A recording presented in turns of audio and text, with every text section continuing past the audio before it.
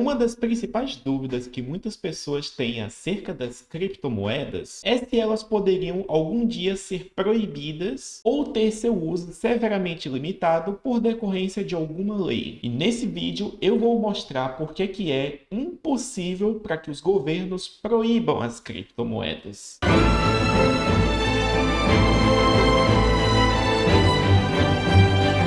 E saudações a todos vocês que me assistem. Sejam bem-vindos ao canal da Climb Investimentos, pois por aqui nós falamos sobre vários dos assuntos que são do interesse de você, pessoa de negócios que quer deixar sua marca no mundo. Por isso, se você tem interesse em conteúdos relacionados a economia, investimentos e criptomoedas, já vai se inscrevendo no canal, assiste o vídeo até o final e aproveita e deixa o seu like. E o núcleo do meu argumento sobre por que os governos são incapazes de proibir as criptomoedas se divide em duas vertentes. A primeira vertente é: as pessoas podem simplesmente ignorar a lei e fazer tudo na clandestinidade, que é uma coisa que eles já fazem com alguns mercados, como por exemplo o mercado de drogas. E mesmo que as pessoas fiquem dentro da legalidade, elas podem na prática impedir uma proibição via pressão política. E para abordar esses dois assuntos que eu fiz o vídeo de hoje. E primeiramente nós temos que conceituar aquele que é talvez o principal objetivo, principalmente do Bitcoin, que é substituir as moedas dos governos. Isso acontece pois atualmente os governos eles alegam para si um monopólio sobre a emissão e criação de moeda. E o grande problema disso é que, como todo produto de monopólio, significa que esse produto não precisa ser bom, já que ele é o único do mercado e por isso pessoas são obrigadas a consumi-lo, não importando muito sua qualidade, e que ele também acaba tendo um custo elevado. E quando se trata do mercado de dinheiros, e que por sinal é o mercado mais importante que existe no mundo, já que dinheiro é o componente de toda transação econômica sobre o capitalismo, quando você tem uma moeda ruim, você prejudica toda a economia. E quais são os principais problemas da moeda atualmente? Primeiramente, o fato dela ser continuamente emitida ano após ano, gerando aumento de base monetária e, por causa disso, inflação contínua. É claro que a inflação ela depende de vários fatores, pois ela, no final das contas, é um balanço de oferta e demanda aplicado ao dinheiro, pois a lei da oferta e da demanda se aplica a tudo numa economia, inclusive a própria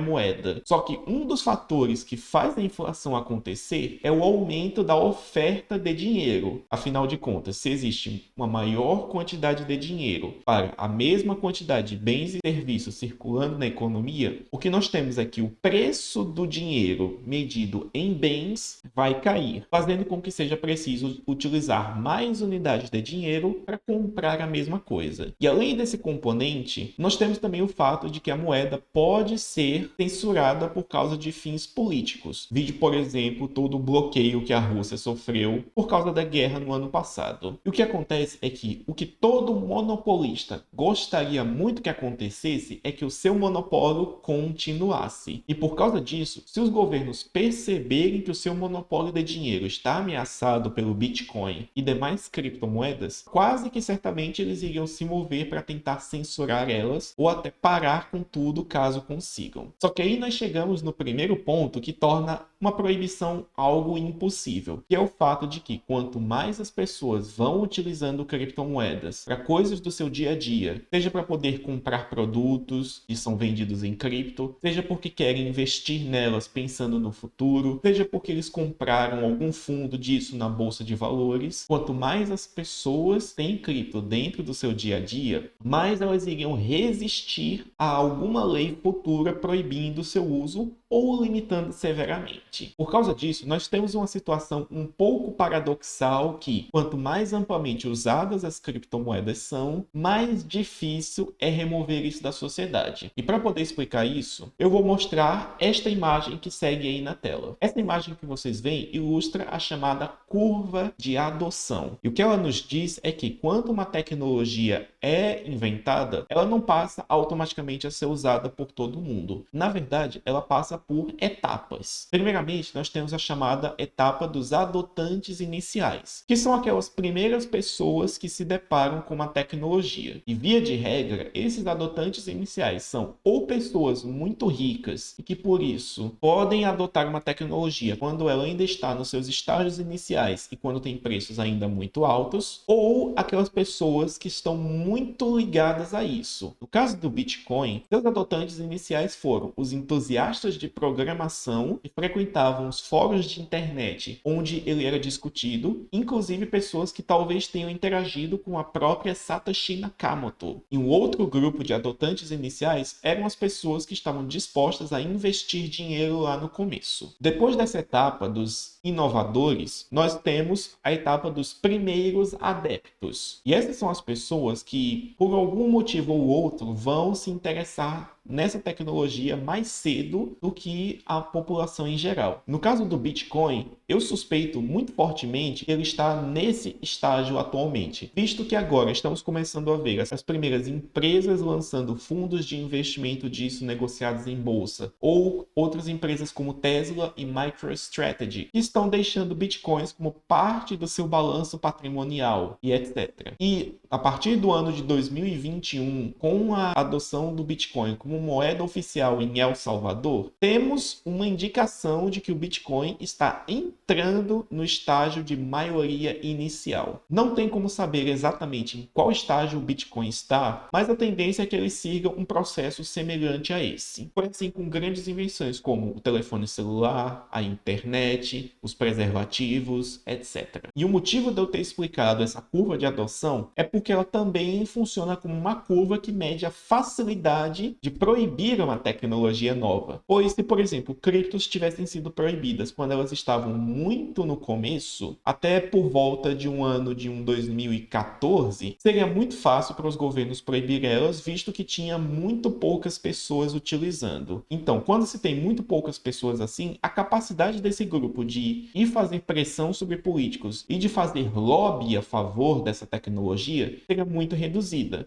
E essa é a tese central desse vídeo. Quanto mais difundidas e utilizadas são as criptos na sociedade, mais se aproxima da impossibilidade de proibição das mesmas. E além disso, o estado atual em que se encontram as criptomoedas em termos de adoção ainda dá uma certa margem para governos fazerem uma proibição. Só que, na minha opinião, quase nenhum dos políticos sequer entende o que é uma criptomoeda. Então eles não teriam muito interesse em fazer isso em primeiro lugar. Então os políticos provavelmente só colocariam uma regulação pesada contra Bitcoin, eles provavelmente só colocariam isso em prática quando ele estivesse muito mais amplamente difundido do que é hoje. E nesse estágio já seria provavelmente tarde demais. E nesse ponto, caso fosse tentada uma proibição, pode ter certeza que todas essas empresas, fundos de investimento e pessoas com grandes quantidades de criptos iriam fazer pressão, iriam fazer lobby ou podiam até pagar uma propina para os políticos não implementarem essa lei. E esse aqui foi o argumento por vias legais e institucionais. Só que a gente tem que lembrar sempre que as pessoas sempre têm a opção de fazer as coisas na clandestinidade. Afinal de contas, só porque tem uma lei proibindo alguma coisa, não quer dizer que as pessoas vão obedecer tal lei. Olhe, por exemplo, as drogas, que